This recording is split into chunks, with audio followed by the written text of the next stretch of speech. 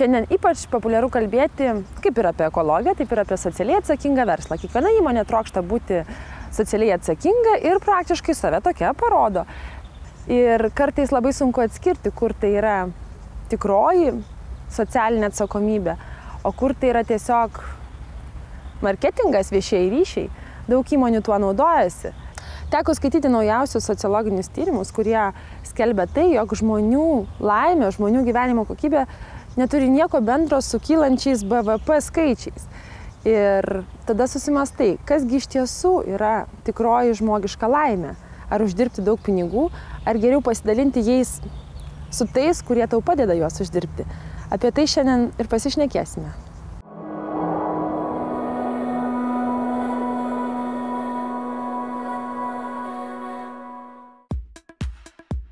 Ekologija. Reiškiasi, yra ta žalesis judėjimas, kuris plinta pasaulyje, gal dabar jau šiek tiek mažiau, bet čia prieš porą metų tai buvo didžiulė banga. Ir ta prasme galima pamatyti netgi dabar Lietuvos įmonėse, kurios tą žalumą savo ekologiją pritaiko versle, kaip pavyzdžiui ten, kas naudoja tenai daug energijos, sodina miškus. Tarkim, tu pirkdamas kažkokią paslaugą gauni, žinai, kad už tavo tuos pinigus bus pasodintas, tarkim, medelis, ar ne?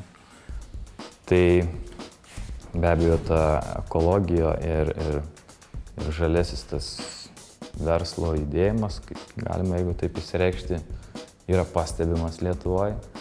Daugelis įmonių jau į tai susiorientavusios, kitos persiorientuoja, kaip sakant, o kitom tiesiog natūraliai gaunasi. Verslas ekologiškas gali būti ir mūsų kryptis, Statulos kryptis, tai yra, kad visa Lietuva bus ekologinė. Mes to siekėme jau 25 metus ir šiandien turime europinį lygį. Pradėjom 1987 metais, kuomet apie tai mažai kas žinojo. Europa 1992 metais turėjo jau apie 1% žemės naudos ekologinės, šiandien jį turi 7%, mes turim 5%. Prieš keletą metų Europoje buvo 5% ir Lietuva mes buvom pasiekę 5% ekologinės žemėnaudos. Tai reiškia lūžį. Mes galim pasidžiaugti, kad šiandien pasiekę europinį lygį. Tačiau mūsų tikslas yra, kad visa Lietuva būtų ekologinė. Nors mes turbūt daugumą gerai žinom, kad kai papūtė europiniai vėjai, tai yra visa ta daugiamilijardinė parama praktiškai buvo sutelkta išvystyti intensyvų pramoninį chemizuotą ūkį. Ir tai mums buvo aišku, kad yra blogai, nes jei mums būtų pavykę išvystyti Statulos kryptį, o 1993–1996 metais Lietuva buvo lyderis Europoje, reiškia, pertvarkant šalį į ekologiją, reiškia ekologinę gamybą. Buvom danų ekspertų pripažinti ir tai buvo subrandinta situacija, reiškia, sprogimui. Tačiau dar tuo metu 96–97 supratimo nebuvo. Šiandien jau akivaizdu ir tie, kurie priešinosi, ir tiems turbūt yra akivaizdu, kad jeigu ta visa kryptis būtų ne intensyvi pramoninė chemizuota, mes neturėtume nušluotą kaimą. Tai mes matom, kad kaimas išvažiavo, reiškia, svarbiausia intensyvus pramoninis chemizuotas ūkis su šitą paramą, kada tą žemę valdo, kaip mes sakom, nedaug šeimų, 1000 ar 2000, nu, iš viso tą paramą, reiškia, pasinaudojo apie 2%, reiškia, ūkio subjektų. Pirkėjai dažnai nesirūpina ekologija. Jiems svarbu, kad pigiau. Taigi ta užduotis pasirūpinti, kad tai medžiagos ir patys technologiniai procesai būtų švarūs, tenka mums. Ir galiu pasakyti, kad mes su šita užduotim sėkmingai susidorojam. Aišku, galima dar kažką pigiau susimastyti, statant iš šiukšlių, iš to, kad turi po ranka.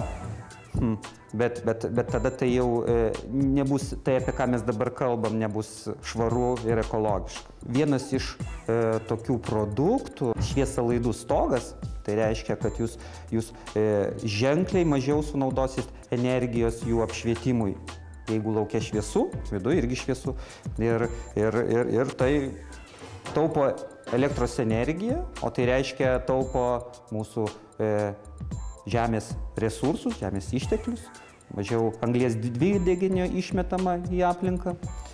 Ir tokiu štai būdu mes prisidedam prie to, kad mūsų Lietuva būtų švari. Puikiai apibrėžta taisyklės, kas tai yra ekologinė gamyba, nes kiek bendraujam ir kada jau tas pats terminas paverstas vos ne keiksmažodžiu, tai naudinga ne ekologiniais krypties šiandien, kurie vysto.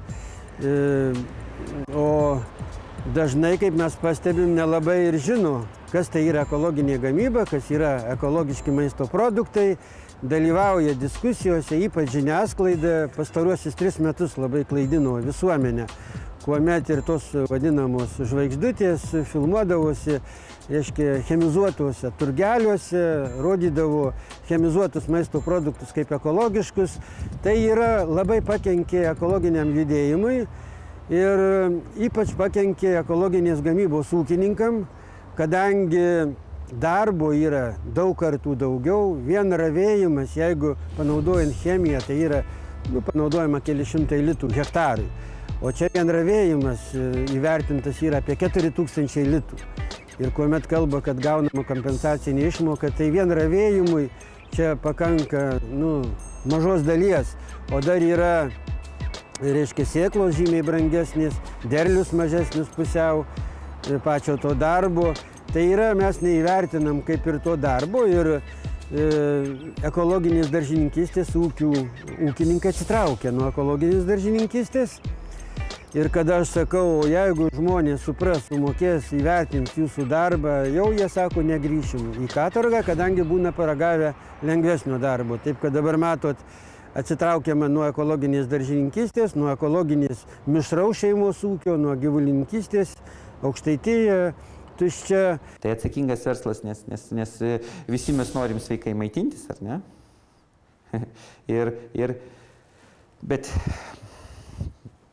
Bet visi mes norim ir pigiai maitintis. Netgi dažnas iš mūsų iš principo gali tik pigiai maitintis, negali brangiai maitintis piliečiai. Pagrindinis veikėjas yra vartotojas, nes jeigu šiandien jūs einat į parduotuvę ir matot, kad jis perka neekologiškus produktus, tai jisai turbūt ir nesupranta, kad jis pirkdamas, reiškia, nušluoja darbo vietas, nušluoja aplinką, nušluoja Lietuvą. Reiškia, jis to nesupranta, kokį jis daro darbą. Reiškia, o pirkti ekologiškų jis nelabai gali, kadangi šiandien prekybos tinklai daugiau tik pasipuošia, kainos yra nerealios, tada lieka mugės, kur mes vykdom ugdymą. Laimiai mūsų versle, tame, ką mes darom, mes neturim šitos dilemos būti ekologiškams arba uždirbti ar neuždirbti, ar ne. Mes neturim šito priešpastatymo, kad būsime ekologiškai ir dėl to mažiau uždirbsim. Ne, mes absoliučiai automatiškai ekologiški.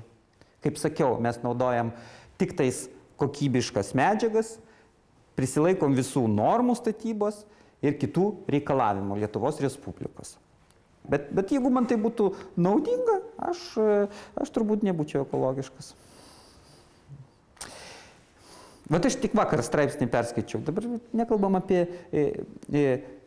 Jau žinai, rinkos ekonomika yra... Jau mes kalbam apie rinkos visuomenę. Rinkos visuomenę. Mes mastom taip, kad naudinga tai mums arba nenaudinga. Naudinga darom, nenaudinga nedarom. Ir taškas. Ir dabar apie tą patį atliekų rūšiavimą. Tai jeigu man nenaudinga jas rūšiuoti, neapsimoka man eiti su krepšeliais ten į vieną konteinerį nešti plastiką, į kitą stiklą. Neapsimoka, nenaudinga. Man už tai niekas nemoka, man nenaudinga, aš to nedarau. Ir taškas. Jeigu kaip nors apverstų mąstymą piliečių, kad tą naudingumą tu suvoktum, bet tai švietimo klausimas. Reiškia, mes aplamai, kada jau ta nauja karta, jau tie 22 metai, nežinau, jau jų receptoriai tų jaunimų sugadinti, jie jau neatskiria, jie matot, vartoja čipsus, tas Coca-Colas ir visa kita, ir kaip maitinama yra darželiuose, mokyklose. Nu, aš tai jau asmeniškai nurašęs jau šitą kartą, kuri užaugo per pastaruosius 22 metus, mes daugiau tą vystom ateities kartom.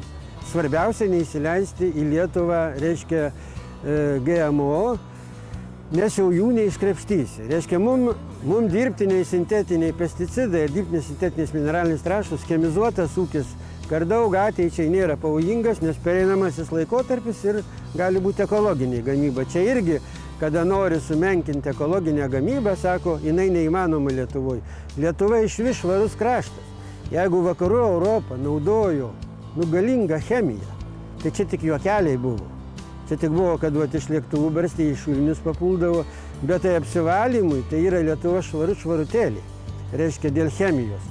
Tai jinai, reiškia, pertvarkyti Lietuvą į ekologinę, reiškia, o tai yra kaimas, reiškia, klestintis, darbo vietos ir visa kita.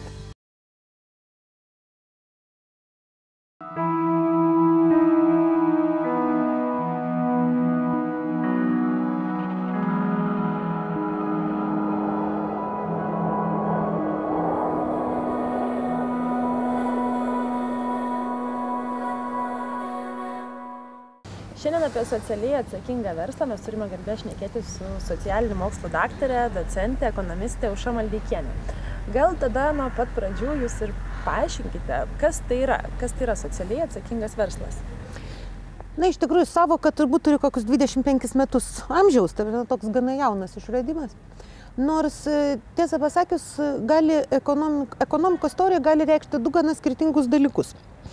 Vienas dalykas, mes galim šnekėti apie socialiai atsakingą verslą tokią kilniąją žodžio prasme. Tai kažkoks labai geras, labai besirūpintantis ten aplinką, labai daug dėmesio skiriantis savo kolektyvo vidaus struktūrai ir ten išoriai, darantis visokius gerus darbus, labdaras ir taip toliau. Labai madinga būti žaliu. Nu, tai dabar aš būsiu žalias, ten viską gerai supakuosiu ir bus labai labai graži pakuotė, o viduje jau nebesvarbu kas. Tai čia vienas toks variantas. Jis truputį, mano supratimu, yra toks perteklinis elementas. Bet yra kitas svarbus dalykas. Lietuvoje kažkodėl tai yra manoma, kad verslas pats savaime yra gėris. Nes kuria darbo vietas. Žinot, tai yra tiesa, bet tiesa apie nieką. Nu, žmogus irgi yra gėris, bet kartais būna žmogžudžiai. Taip, ar čia yra vis dar gėris? Tai iš tikrųjų verslas tikriausia turėtų turėti vieną aiškią dimensiją. Verslas yra vienas iš visuomenės gyvenimo fenomenų. Ir iš tikrųjų kiekvienas verslas, kuris pats verčiasi, lietuviškas žodis, aš pats verčiuosi, nepermesdamas kitiems, savo ten veiklos padarinių, jis yra geras. Mes, pavyzdžiui, aš manau, kad bankininkystė, nemanau įstikinus, bet kuris ekonomistas šitą patvirtins, kad pati bankininkystė savaime yra didelis gėris. Jeigu mes neturėtum išplėtotos skolinimo sistemos, neturėtumėm galimybės ten gauti tas paskolas, tai ir verslas, ir namūkiai neturėtų kur gyventi, mes iš tiesų gyventum gerokai skurdesnį gyvenimą ir net ne materialia prasme, o ir dvasinė. Tai verslas, jis vis dėlto yra naudingas ir socialiai, šiuo atveju net ne tai, kad socialus verslas, tas, kuris nepermeta savo veiklos padarinių kitiems. Ką konkrečiai turiu galvoje? Mes turime daug kartų Lietuvoje nuvalkiotą istoriją, bet jinai yra labai graži. Tai yra istorija apie lelijos fabriką, kuriame moterims už vyriško švarko pasiuvimą moka 11 litų. Ar įmanoma pasiūti vyrišką švarką už 11 litų? Mes daugmaž suprantam, kad čia yra absurdiškas pats įkainis. Taip, tada galima sakyti, kad tos moteris yra labai, nedarbščios ten kažkas, tai tada galų gale už 190 su viršum valandų jos uždirba net 500 su trupučiuką pinigų. Čia yra pažeidžiami visi Lietuvos įstatymai. Bet problema yra kita. Mūsų visuomenė sunkiai suvokia, kiek jai pačiai kainuoja toks verslas. Verslas? Kabutėse, čia nėra verslas. Kad ponia Grybauskaitė ten tai poniai iš Lelijos davė metų verslininkės titulą, tai yra klasikinis lietuviškas nesusivokimas, už ką tu turi duoti. Iš tiesų, dauguma tų moterų turi vaikų, reiškia, jos gauna socialinės pašalpas, reiškia, mokesčių mokėtojai turi šitai atseit verslininkiai, kuri ten stiliuose prisistatinėja kaip didelį, iš tikrųjų išlaiko jos darbuotojus. Šita verslininkė net neįtarė, kad vaikai irgi valgo. Iš tikrųjų, verslas suponuoja tą prielaidą, kad žmonės, kuriuos jis pasamdo pilnai darbo valandai, tarkim 2 valandom vienas dalykas, bet pilnai, pilnam darbo krūviui, jis iš tikrųjų sumoka jam tiek, kad jie jau nebevaikšto socialinių pašalpų. Taip? O jeigu vaikšto socialinių pašalpų, tai tada verslas tiesiog nuoširdžiai turi prisipažinti. Aš nesu verslas. Aš esu tam tikra, ištiestos rankos filosofija. Tai jeigu tu turi verslą, o tavo darbuotojai sėdi socialinės rūpybos skyriuje, tai tu kartu su jais sėdi, nes niekas nesiverčia. Tai va tas socialumo elementas reiškia, kad tu pats sugebi generuoti kažką naujo, o ne susiurbti sistemą. Dar vienas pavyzdys. Tai ar Snoras buvo verslas? Taip, prikūrė labai daug darbo vietų. Ir ta prasme galim sakyti, ojoj, kokie verslininkai. Bet kas tai buvo per darbo vietos? Darbo vietos, kurios siurbė iš menkai išsilavinusių periferijos žmonių, joks sveiko proto žmogus pro Snoriką eidamas, niekaip kitaip nesielgdavo, kaip tik juokdavosi. Niekada gyvenime nesugalvojo su Snora kokiu nors pinigų duoti. Tai jie susiurbė tos pinigus, nežinia kur dėjo, sukūrė tam tikrą sistemą. Kiek tas mums kainavo? Mesgi mokesčių mokėtojai sumokėjom pinigus indėlininkams. Mums dabar juos reikės atgauti. Ar mes iki galo suvokiam, kad iš tikrųjų jiems buvo sumokėta, kad tiem pinigai būtų gražinti, tikriausiai apie kokie 2 milijardai, su kurių gražinimu dar bus didelių problemų, kol jie grįš į biudžetą. Kai mums sako, kad žiūrėkit, nėra 100 milijonų, bet ten, pavyzdžiui, prasideda kokia nors kalba, kad vaikui Gargžduose gydytis iš tikrųjų neranda milijono per metus. Snorui gelbėti rado 4 milijonus. Aš labai ciniškai pasakysiu, jeigu man reiktų būti valdžioje ir priimti sprendimą, ką gelbėti Snorą ar tą vaiką, aš gelbėčiau Snorą. Nes ekonomistai yra truputį ciniški didelių skaičių pasaulyje. Bet realiai visuomenė turėtų stengtis neleisti tokių istorijų. Ir tada lengviau susitvarkyti su tą milijonu, nes tada tu tiesiog išbalansuoji. Tai kaip, pavyzdžiui, ponia Šimonytė, kurią šiaip labai myliu ir visaip gerbiu, aiškina, kad, pavyzdžiui, ne marsiečiai mus iš krizės išvedė. Taip, ne marsiečiai žmonės, jinai teisi. Bet visada aiškiai reikia pasakyti, kokie žmonės. O tie žmonės tai yra pagal visus parametrus jaunos šeimos su vaikais, kurie liko ir vaikais, kurie liko be ateities. Tai aš dar ir kartą noriu pasakyti, kad jeigu mes ta prasme į verslą žiūrim, tai socialiai atsakingas yra bet kuris verslas, kuris sąžiningai daro ir išsiverčia pats iš savęs, sukuria naują vertę.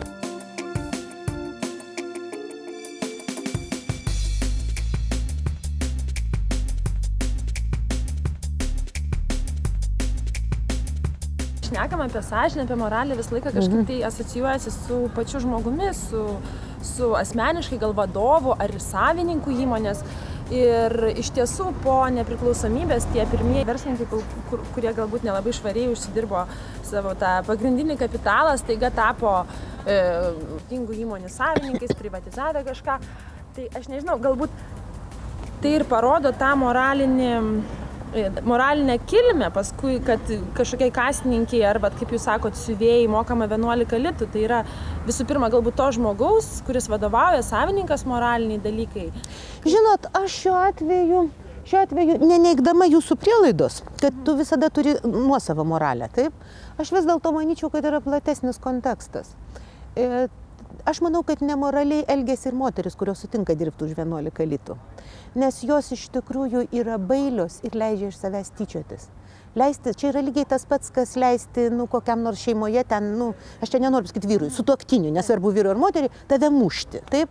Aš manau, kad mūsų visuomenėje galbūt ateis tas suvokimas, kad šito tiesiog negalima leisti, nes tu pažemini, Dievo kūrinį, save, taip? Tai jeigu tu sutinki dirbti bet kokį darbą, bet kokiom sąlygom, tai iš tikrųjų tu pažemini save ir tu nužemini visą visuomenę. Čia nėra to žmogaus problema, čia yra platesnio konteksto problema.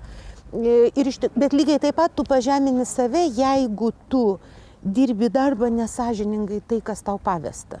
Jeigu tu iš tikrųjų ten siuvi, tai tu turi siūti kiek galint sąžiningiau ir geriau. Taip?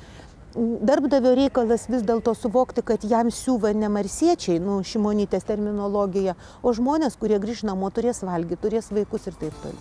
Verslas kaip fenomenas yra nuostabus ir iš tikrųjų jis yra laikantis šitą modernę visuomenę fenomenas, bet būtent tas verslas, kur orus yra. Ir darbuotojai, ir darbdavys, ir nėra verkimo, o yra priėmimas tikrovės toks, koks yra susivokimas truputėlį daugiau, negu kaip kimšt dešrą tyčiojantis iš žmonių. Tai Bet tai čia yra ir kultūros dalykas? Čia yra ekonomika ir yra kultūros fenomenas. Ekonomika yra žmonių susitarimai, kaip jie kartu gyvens. Nėra tokio daikto ekonomika. Yra daiktas, kas čia, grindinys, yra suolas ir yra žolė. Va čia yra Dievo kūriniai. Ekonomika yra žmonių kūrinys. Mūsų susitarimas, kaip mes išsprendžiame kai kurias problemas. Kadangi iš tikrųjų bendras kultūros lygis šitoj visuomeniai yra tikrai labai žemas. Bet gal ir posovietinės visuomenės tam tikri dalykai? Aš manyčiau galbūt, kad mūsų visuomenė labai panaši į sovietinę savo esmę. Nes logika buvo kokia darymo revoliucijos. Ir aš turiu savo straipsnių fiziškai parašytų, kuriuose atsakinėjau į tą patį klausimą 1990 metais, visai nesenai skaičiau. Kokia bus ta visuomenė? Aš sakiau, labai bijau, kad jinai bus tokia kaip šita, tik tai priešingai vadinsis. Vietoj ten partsekretoriaus vadovaus koks nors ten ideologinis Mačiulis iš kokio Svedbanko. Žmogus, jisgi net ne ekonomistas, jis yra akivaizdus ideologas, kas savaime nėra blogai. Bet mūsų visuomenė nemoka atpažinti, kur yra mokslas, kur yra tikėjimas, kur yra įsitikinimai. Verslas yra apskritai visuomenės kultūra ir jis yra tiesiog ryškus pavidalas. Mes turim Lietuvoje puikaus verslo pavyzdžių, bet mes turime labai baisaus verslo. Ir pasakydami verslas kaip toks yra gėris, mes iš tiesų pasakome, kad nėra blogio kaip tokio. Tada pasidaro be galo reliatyvi visuomenė. Ir tas žmogus, kuris dirba verslininku ir iš tiesų sąžiningai jaučiasi atlyginamas, viskas pas yra normalu. Jisai yra sutapatinamas, jis pastatomas tą pačią vietą, arba ta moteris su 11 litų irgi pastatoma už švarką į tą pačią vietą. Nėra kriterijų. Ir tada kyla tai, kas vadinasi spontaniškai visuomeniai neteisingumo jausmas. Ko pasižymi mūsų visuomenė pastaruoju metu ir vis gilėjant. Ir aš manau, kad čia bus mūsų valdžia nėra intelektualiai pajėgi, man toks įspūdis, šitos problemos matyti ir jo apspręsti.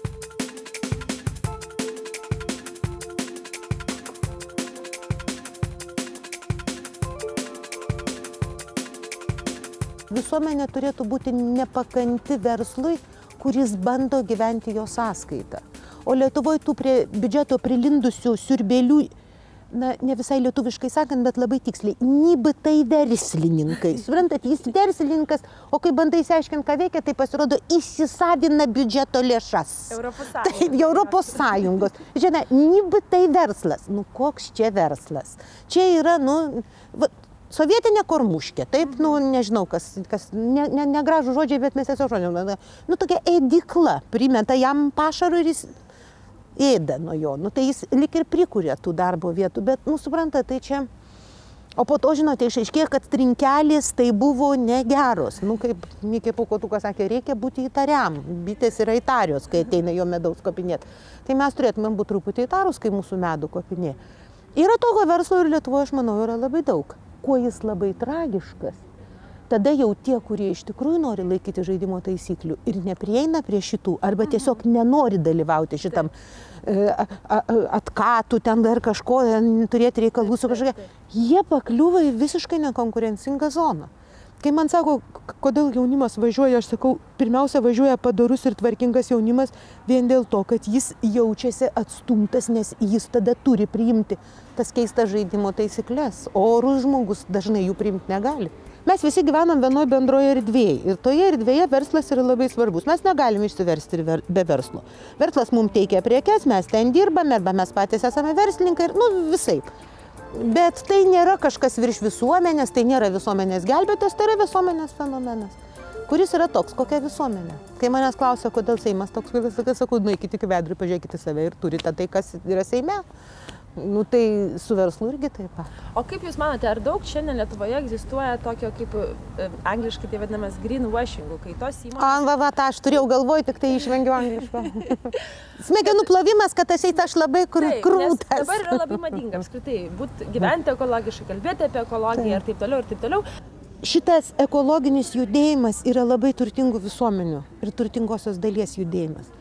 Mes turėtumėm suvokti, kad daugybė žmonių yra nevalgę ir buvo dar daugiau nevalgysiu, kol mes neturėjome trąšų. Mes turėtumėm atiduoti daugiau garbės trąšoms Jeigu mes iš tikrųjų norime turėti pagarbą gamtai, todėl kad trąšos yra tai, kas daugeliu žmonių pasaulyje padeda gauti jo saują ryžių, taip, kurios jis iki tol negautų. Tai yra gilesnis pamatas už viso to. Taip, mes visada esame konflikte. Mes esame konflikte, kada mes tręšiame, nes mes gamtai duodame nereikalingus signalus tikriausia, taip? Bet iš kitos pusės mes taip pamaitinam tūkstančių žmonių. Čia lygiai taip, kaip, ką aš jau minėjau, su tais pačiais skiepais. Gėda turėtų būti permetinėti, nesiskiepyti. Todėl, kad iš tiesų tai reiškia tyčiotis iš tūkstančių žmonių, kurie gyvena todėl šiandien, kad yra skiepai. Aš dar kitko dar iš tos kartos, aš prisimenu, kai aš buvau mažutė, buvo daug žmonių po poliomielito. Buvo didelė poliomielito. Jie jau mirė, jų nėra vežimėliuose. Bet iš tiesų tai irgi buvo neskiepų pasiekmes. Mes iš tikrųjų žaidžiam kartais labai tokį dviprasmišką žaidimą. Iš tikrųjų, galbūt jeigu vienu žodžiu apibrėžti, taip spontaniškai šiek tiek, bet visiškai skaidriai, kas būtų tas atsakingas, socialus arba ekologinis, plačiaja žodžio prasme verslas, jis tikrai tai yra jautrus verslas. Tai yra jau suvokimas, ką tu gauni ir ką tu duodi. Kaip tu esi tikrovėje, kuo tu daliniesi, ką tu pasimi. Bet, pavyzdžiui, mūsų verslui labai jis mėgsta pabrėžti, ką jis duoda. Darbo vietas duoda ir viską duoda, palauk, bet tu daug pasimi. Tu pasimi žmonės, tu pasimi jų sveikatą, jų gyvenimus, jų vaikus, jų sėkmę. Nes tie žmonės tau labai daug atiduoda, ar tu visada grąžini jiems adekvačiai. Bet tas jautrumas yra tikriausiai. O iš tiesų, kaip aš ir minėjau, kad kalbant apie ekologiją, dažnai yra kalbama apie mažesnį vartojimą, kad mums pakanka ir to pačio maisto mažiau, ir drabužių mažiau, ir visko mažiau. Bet vartojimas juk yra ekonomikos pagrindas. Kaip jums, suprantate, čia iš tikrųjų ir yra tas atsakymas, kurį aš, visą laiką kartoju įvairiose platmėse. Mes galime vartoti mažiau. Reiškia, mažiau žmonių turės darbo.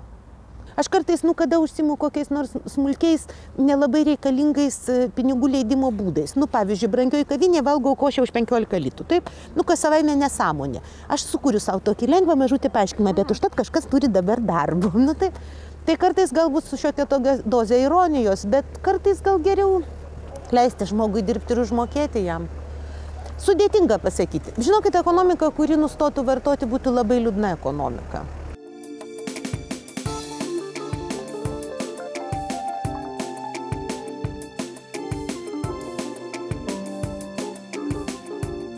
Iš tikrųjų, kaip praktikuojanti katalikė, aš pasakysiu kitą dalyką.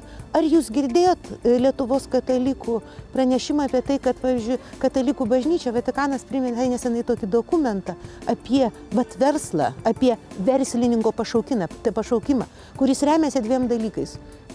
Tikras katalikas verslininkas privalo suvokti, kad jo svarbiausias dalykas saugoti savo žmonių orumą ir savo klientų orumą žmogiškai, nežeminti jų blogais produktais ir taip toliau. Bažnyčios nuomonė, verslo žmogaus pašaukimas yra dovanoti orumą. Ne pelną, o orumą. Žmogui, kad aš galiu atsiskleisti, aš galiu sukurti. Man už tai bus kažkaip atlyginta. Neina kalba apie 3000. 3000 čia yra keistoje, kažkokių ideologijų iškreiptoje Šimašiaus galvoje. Bažnyčios galvoje yra labai paprastas dalykas. Orus gali būti pats paprasčiausias darbas. Dažniausiai dėja beveik 100%. Pirmas žmogus, kurio nebuvimą savaitę mes pamatytumėm tragiškai, yra valytoja. O daugybės viršininkų mėnesiais gali jie neteiti darbą ir tu ten labai prasideda verslo orumas ne nuo to, kad verslininkas tau duoda orumą. Tu sutinki būti spardomas. Suprantat, iš tikrųjų, kaip tragiškai beskambėtų, čia yra lygiai ta pati analogija, kuri yra tose nelaimingose šeimose, kur smurtas šeimoje atsiranda. Taip, tarkime, smurtas versle, ar ten darbo vietoje ir taip toliau. Tu leidi iš savęs tyčiotis. Čia yra tavo sprendimas. Ir niekada nereikia verkti, neišgyvensiu. Tai tuo savo zirzimu jau ir esi toks, kuris neišgyvena. Visada mes turime kažkokius žmonės, kurie mums kelias dienas padės. Žmogus normalus, tai kaip turi stresą, tai 2 dienas ar 3 verkia, taip, o po to sėda ir ką nors sugalvoja, bet nesėdi. Ką jūs patartumėt tiem žmonėm, kurie galbūt norėtų užsimti socialiai atsakingų verslų ir, kaip jūs sakot, nėra prisisvirbę prie tų gaunančių išmokas ir taip toliau. Ką jūs patartumėt, kaip elgtis, kaip Suprantate, iš tikrųjų tikriausiai yra labai skirtingų verslų. Yra verslų, kurie natūraliai yra tokie konvejeriniai, taip, reikia mechaninius darbus, yra verslų kūrybinių. Aš manau, kad tie tikri sėkmingi verslininkai dabar manęs klausosi ir galvoja, kokias čia banalybės tauškė, nes jie natūraliai taip gyvena. Čia tiesiog yra, dauguma šeimų nemuša vyras žmonos ir atvirkščiai, dar juokingiau, taip. Tiesiog yra šeimos su vienokiom ar kitokiom problemom, tai aš manau, kad jiems nieko tokio ypatingo nereikia patarti. Tiesiog visuomeniai reikia patarti žiūrėti, kad ne kiekvienas verslas yra verslas, o verslas yra tas, kuris nesiurbia visuomenės pinigų. Taip? Ir jeigu, pavyzdžiui, verslas mėto ir žaidžia aplinką, mėto ten kokias nors nuodingas dujas, atliekas, kokias dar ką nors, tai blogai su juo, nes mes iš tikrųjų nuodijamės visi. Jeigu jis neviltį iš savęs spinduliuoja, tos istorijos apie prekybos centrų kasininkės iš tikrųjų turėtų būti vieną kartą aiškiai įvardinta, ar tai nesąmonė, ar tai yra tiesa, kad iš tų moterų tyčiosi, ten jos sėdi kasose, neišleidžia ten. Šiaip iš tikrųjų kartais labai nyku klausytis mūsų valdžios, kuri labai ryškiai neidentifikuoja. Man tikrai, pavyzdžiui, buvo didelė gėda, kai Grybauskaitė padovanojo šitą moterį, pas kurią iš tiesų yra joks neverslas, ten yra tokia baudžiavos rūšis. 21 amžiaus vergovė, jinai vadinasi knygose. Čia tas terminas greenwashing turi ir šitą kitą antrąją pusę. Tai tiesiog, ir tada prezidentė tai legitimuoja kaip verslą. Po to tegul nesistebi, kad jai daužo langus visokie iš garliavos. Čia to paties fenomeno antros pusės. Orumo stoka, žmogiško orumo, suvokimo savo vietos. Valdžia ori yra tada, kada jaučiasi tarnais. Mes atėjom jum padėti. Jinai neori, kada jinai reikalauja savo garbės.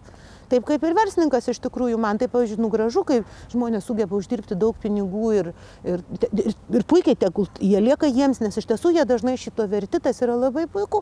Bet kaip Biblijoje parašyta, jūs verslą uždirba tada, kada atiduodat visiems vynuogyno darbininkams tai, ką jie įdėjo. Tai yra sumokat ir tam, kas išmokė jūsų vaikus. Ir daugybė ties vynuogyno tarnautojų, šiuo atveju darbininkai ten jų yra daug. Mūsų visuomenėje tai yra šimtai žmonių. Arba, pavyzdžiui, juokinga, klausykit, man, pavyzdžiui, labai juokinga.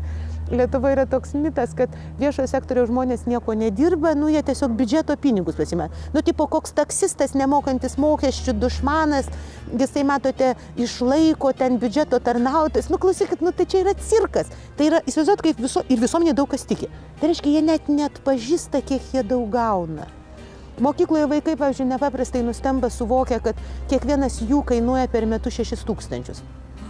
Tai kaip čia, tai už ką čia, sakau, palauk, o kiek čia, tai kaip čia aš, sakau, o kiek tavo tėveliai per metus sumokėjo mokesčių, tai kiek jūs tu iš tikrųjų gavai, tada jie manęs po kurio laiko, dažniausiai kai pasitikrina namuose, išaiškėja, kad daugumos šeimos tiek nesuneša, jeigu šeimoje yra 2 vaikai, jau paprastai šeimoms sudėtinga tą sumą, tada jie klausia, iš kur atsiranda pinigai, ir sakau, yra žmonių, kurie neturi vaikų, kurie iš tiesų moka mokesčius, tarsi visai visuomeniai padėdami, tas nesusivokimas, kam reikalingi pinigai bendri, Arba, pavyzdžiui, aš kada girdžiu, Lietuvoje reikia padaryti viešojo sektoriaus reformas, klausiu, o ką jūs turite galvoje?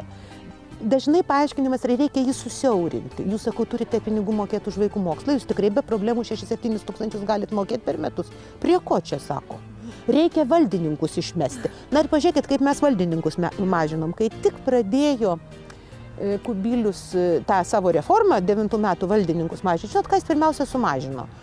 Visose apskrityse panaikino vartotojų teisų apsaugos tarnybas. Čia nereikalinga paslauga mums. Čia niekada nebūna dešrų, kurias gamino Poška. Būna. Ir dar kiek, taip. Bet jeigu tu, pavyzdžiui, esi Mažeikiuose, tai tau reikia į Vilnių važiuoti, pasakyti, kad žiūrėkit, man nuodų davė. Čia taupimas buvo. Tai tie, kurie stebėjo ar mūsų nenuodija, jie nieko neveikė. Toks nesusivokimas savo vietą.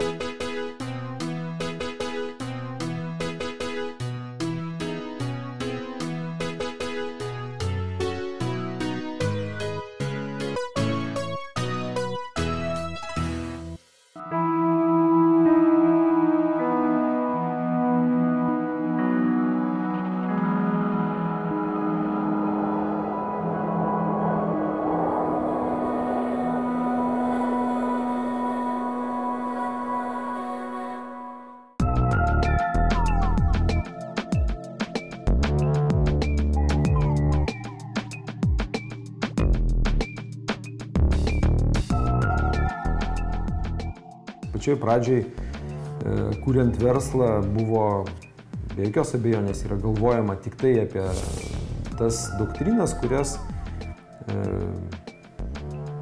žino visi pradedantieji verslininkai. Verslas yra pinigų uždirbimas, reikia uždirbti pinigus. Tai tu, kaip ir žmogaus poreikis, pirmoje eilėje nesušalti, turėti kom kvėpuoti, pavalgyti, o paskui atsiranda visi kiti. Tai verslė tas pats, pradžioj turi patenkinti tą pirmą, nes kitaip pats kaip po verslas jisai nesivystys, jeigu tu neuždirbsi pelno ir negalėsi vėl investuoti. Matot, kiek šiukšlių. Ir tu supranti, kad ta investicija, kuri duoda naudą tiek klientams, tiek visuomeniai, tiek patiems darbuotojams ir kuri teikia džiaugsmo galų gale. Jeigu tu gali ten sukandęs dantis 3 metus kažką tai per prievartą priversti visus daryti, bet paskui tu turi keisti tą dalyką, nes tu nebenori eiti į darbą, nebenori daryti to biznio, nes tau tiesiog jau nebe to verslo pačio, nes tiesiog nervai nelaiko. O kada tu tą darai komfortiškai, socialiai atsakingas, ateini, šypsosi darbuotojai, jie patenkinti tą, ką daro, klientai ateina, dėkoja tau už tai, ką tu darai, o ne ateina kiekvieną kartą, kad taip, tu mane apgavai, tu gavai viršpelnį, tu iš manęs atėmei, kažką tai man netaip, tai tiesiog tu gali rinktis, bet aš manau, kad ne vienas protingas žmogus arba verslininkas nesirinks kelio, tai ne verslininkai galbūt tiesiog. Mūsų kompanija dirba su socialiai atsakingais, mes turim socialiai atsakingus partnerius ir jie kreipia dėmesį į tai, jie kreipia dėmesį, kaip mes dirbam, su kuo mes dirbam, ane? Ir netgi kartais mes gaunam netgi ir iš jų tokius reikalavimus, kad pavyzdžiui nedirbti, nepirkti ten medvilnės, va dabar paskutiniu metu, pavyzdžiui, buvo medvilnės siūlų, nepirkti, pavyzdžiui, ten iš kitos kažkokios šalies, kadangi tenais yra išnaudojamas moterų vaikų darbas, tenais yra blogos sąlygos ir mes turim pasirašyti, kad mes to netoleruojam ir irgi mes neperkam iš ten tų produktų. Tai mes tą jaučiam, nes mes galbūt labai jau pripratę ir mes tai priimam kaip už taisyklę, ne, kad pas mus nėra to darbo tokio išnaudojimo ir ten taip toliau ir vaikų darbo ir visa kita. Pasaulyje yra visokių kompanijų ir kiti dirba neatsakingai ir tas yra naudojamas. Tai vat mes tą jaučiam, kad jie, pavyzdžiui, draudžia kažkokias medžiagas, kažkokios rūšies medžiagas, kad mes nepirktumėm. Čia daugiau liečia priedus. Tai čia tokie priedai, kurie gali būti kenksmingi arba blokuoja tas šalis, kurie, pavyzdžiui, jie buvo patikrinę, kad ten yra tokių blogų dalykų. Tai mes tą irgi, kadangi mes pasirašę sutikimus, kad mes irgi taip dirbsim ir jų palaikom jų tą moralinį kodeksą, etikos kodeksą, tai mes taip pat tą naudojam ir neperkam iš tų žaliavų. Nors galbūt jos būtų ir pigesnės, ir galbūt jos būtų ir geriau, bet mes vis kito nedarom. Iš tikrųjų, socialiai atsakingas požiūris jis ir yra visų nuomonių, išklausimas, atsižvelgimas į tų nuomonių, tiek vidaus įmonės darbuotojų įtraukimas į pačią veiklą, jiems, kad ir tų pačių įmonės rezultatų išviešinimas, problemos iškėlimas kažkokios, gerų dalykų, pastebėjimas, blogų aptarimas, jisai priverčia žmogų jaustis tos įmonės visuomenės dalimi. Socialinių vienetų. Tada jis pradeda dalyvauti tame, tada jis pradeda siūlymus. Jeigu tie siūlymai dar ir gauna rezultatą ir atgarsį pačios įmonės vadovybei, tada įmonė juda vieninga linkme ir mes manom, kad tai yra socialiai atsakingos įmonės. Auklėdami žmonės pradedam po truputį rūšiuoti ir tas atliekas. Kas yra blogai, kad mes, tas rūšiavimas irgi kainuoja įmonėje, ne, kadangi jeigu taip jau nori viską išrūšiuoti, tai reikia ir papildomų žmonių, ir papildomų tų sąnaudų. Tai mes tokį pirmą žingsnį padarėm, kad mes tengiamės rūšiuoti tą plastiką, popierių, ko sukirpimo mūsų ceche dabar įsigijus naują įrangą jo padidėjo, mes ją rūšiuojam ir yra kompanija, kuri išveža tą visą iš mūsų, kai mes ją prirenkam. Atliekų perdirbimo verslas.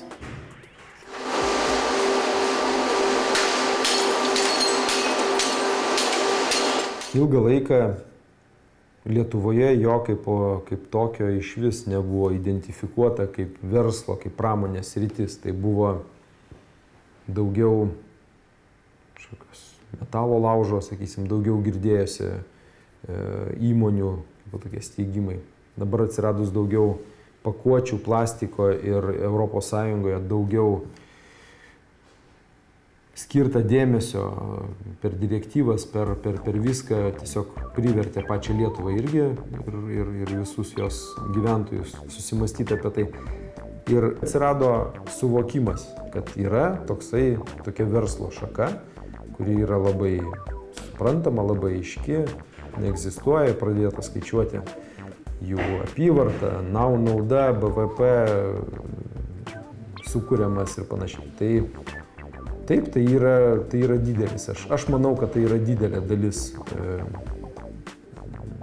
Lietuvoje tokio tipo verslo, nes kol kas mes, aš taip suprantu, pagal statistiką importuojame produktų daugiau į Lietuvą negu eksportuojame. Lietuvoje importuojami produktai visi yra ar supakuoti, ar pagaminti, jie visi anksčiau ir vėliau atsiduria, anksčiau bent jau sąvartynuose. Šiai dienai taip pat ta situacija niekom stipriai nepasikeitus yra. 95% iškeliauja tų atliekų. Bet iš tikrųjų tai yra antrinės žaliavos.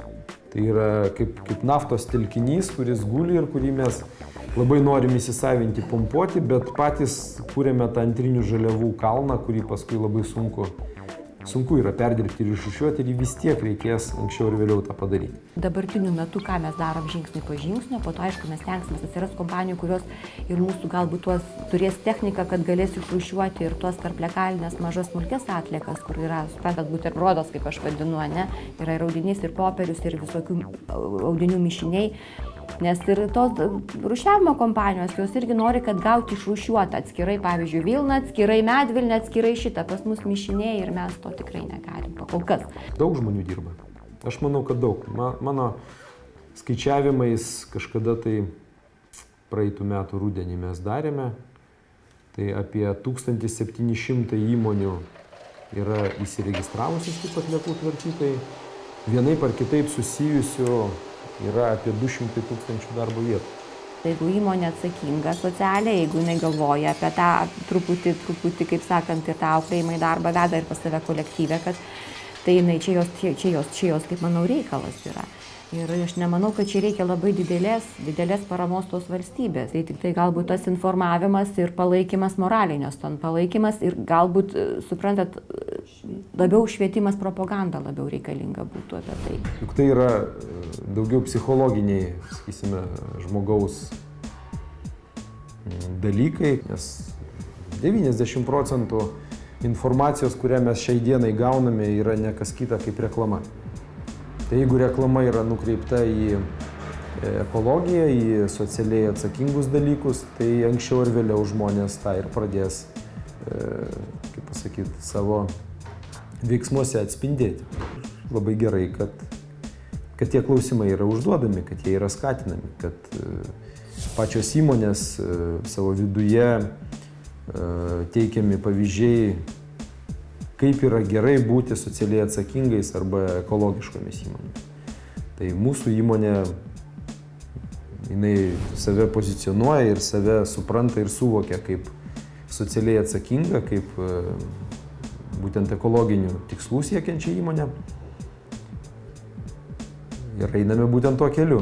Dabar yra tokia padėtis, jeigu gamintojas nori, jeigu jisai kaip socialiai atsakingas, moralinis jo veidas toks, tai jisai neterš gamtos ir jisai suras būdų, kaip tą viską priduoti, padaryti ir išrūšiuoti. Jeigu jisai to nenorės, tai jokia valstybė jo neprivers. Ne? Čia pradžioj galbūt požiūris turėtų pasikeisti pas visus. Aš taip manau. Jeigu ekonomika yra neekologiška, tai mes ir turime tas pasiekmes, kurias turime dabar, apie kurias kalbame. Visos tos diagramos klimato kaitos, užterštumo, tiek žemės, tiek oro, tiek vandens, jos visos ir yra dabar,